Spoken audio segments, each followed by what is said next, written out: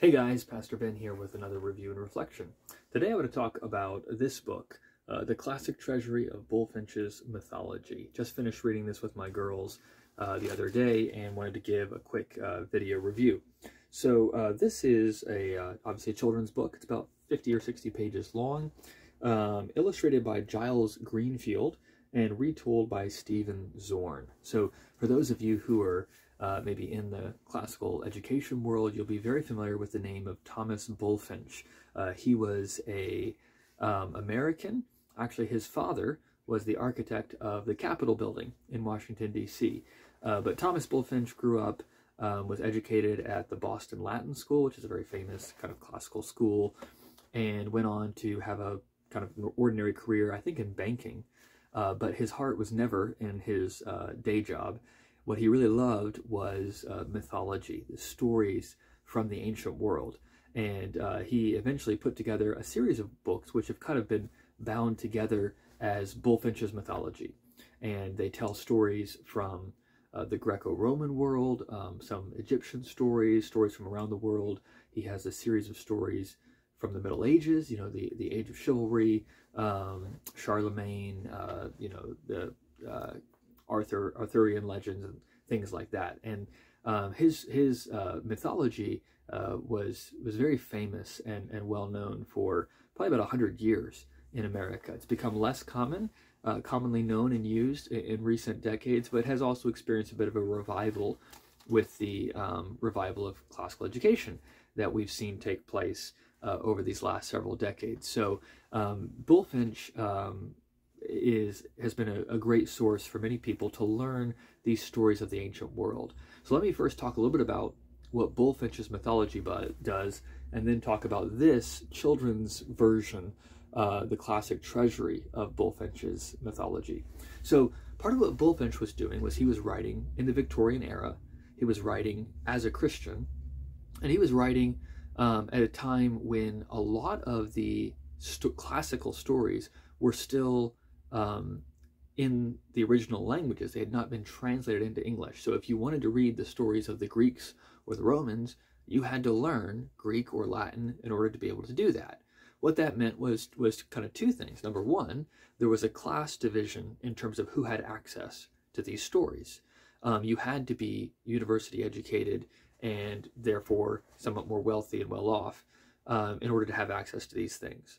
Also, in general, women were not taught the classical languages at that time, partially because the stories that a lot of the Greeks and Romans tell contained things that were viewed as unsuitable for women. They were viewed as immoral. And as a Christian pastor myself, I can understand where that sensibility came from. And in terms of recognizing that these Greco-Roman tales are definitely a mixed bag in terms of morality for anyone to read, men or women.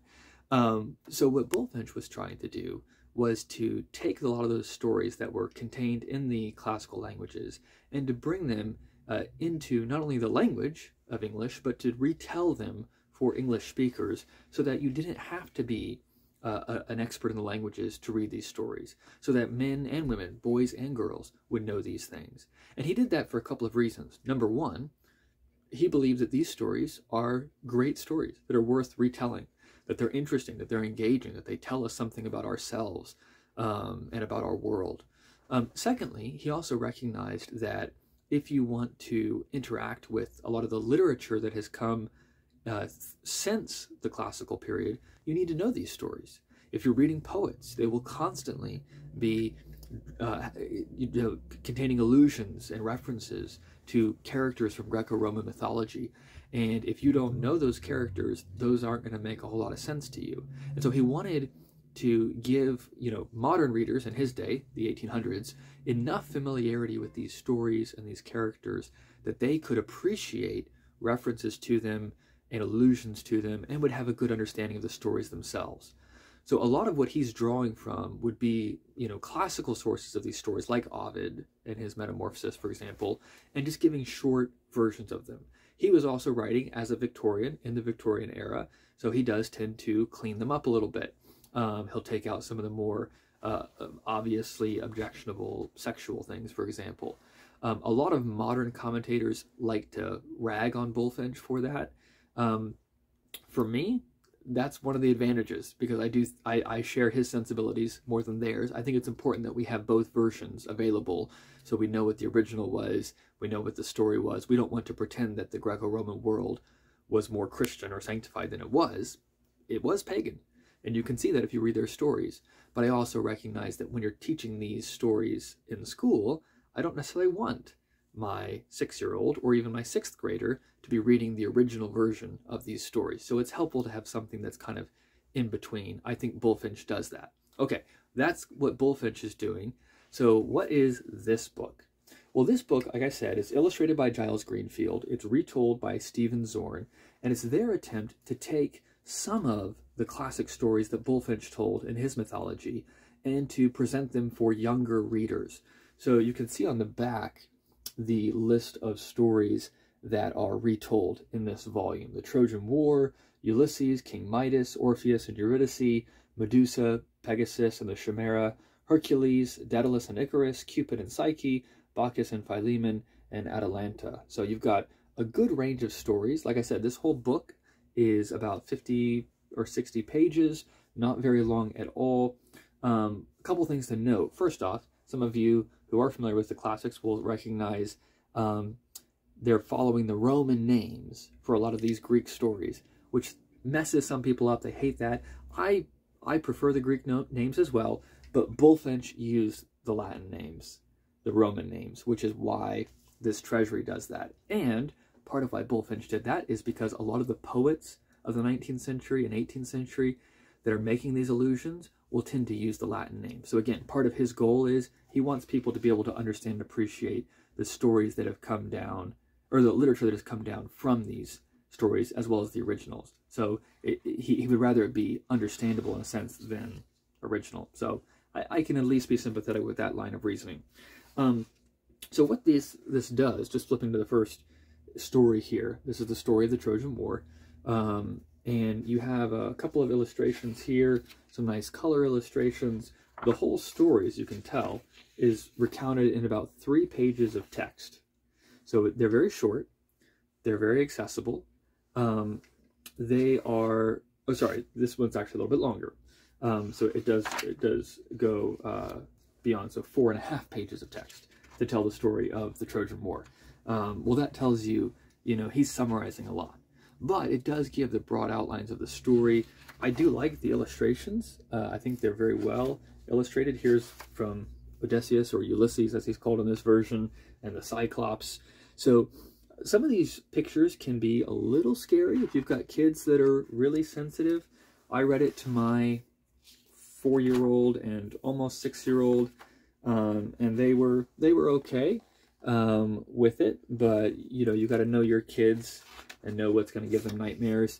But you can just see the illustrations here. Very well done, suitable for kids, but not too cartoonish. I like the fact that he kind of intersperses some kind of more pencil sketches with the illustrated with the colored drawings. Here's a Cerberus as well, so you can see. It really is a good cross-section of the different myths, though, I find. And they're very short, they're very digestible. I also took and compared, so like, I took the way that Steve Zorn retells the story of Orpheus and Eurydice, and then read the same version straight from Bulfinch, and there was very few changes. Actually, in terms of length, it was pretty similar. I don't know that that's the case with all of these, but what I'm saying is it is a good retelling of Bulfinch. And you can think of it this way: what Bulfinch does for the original in making it more acceptable and more accessible for younger people, I think this Treasury also does for Bulfinch, making it even a little bit more accessible, even a little bit more acceptable. That's not to say that it's always a happy ending. One of the things that Christians will need to navigate in particular is these are stories of the gods. So that actually gave good opportunities for us, because we would read the stories and we would talk about, well, what's the difference between what Athena is doing or Jupiter is doing here and what Christ does, what God does. And you can draw out the differences that are there between the true God and the pagan gods. And so I think it opens up good opportunities for conversations. But you want to make sure your kids can understand that these are false gods, that there is a true God, that there's a difference there that you want to draw out. They don't just sort of think, oh, these are stories of gods and the Bible is stories of gods, and we can kind of muddle them all together. I think it's important for Christian parents to be prepared to have those conversations. But I think reading through something like this actually opens the door for those conversations. So I know not everyone is on that page or way of thinking, but that would be how I approach this. So all in all, I was really impressed with this. I wish there was more stories they had done, but I'm really grateful to have found this book, and would encourage any of you who are looking for an accessible way of introducing mythology to your children to check out this book by Steve Zorn, The Classic Treasury of Bulfinch's Mythology.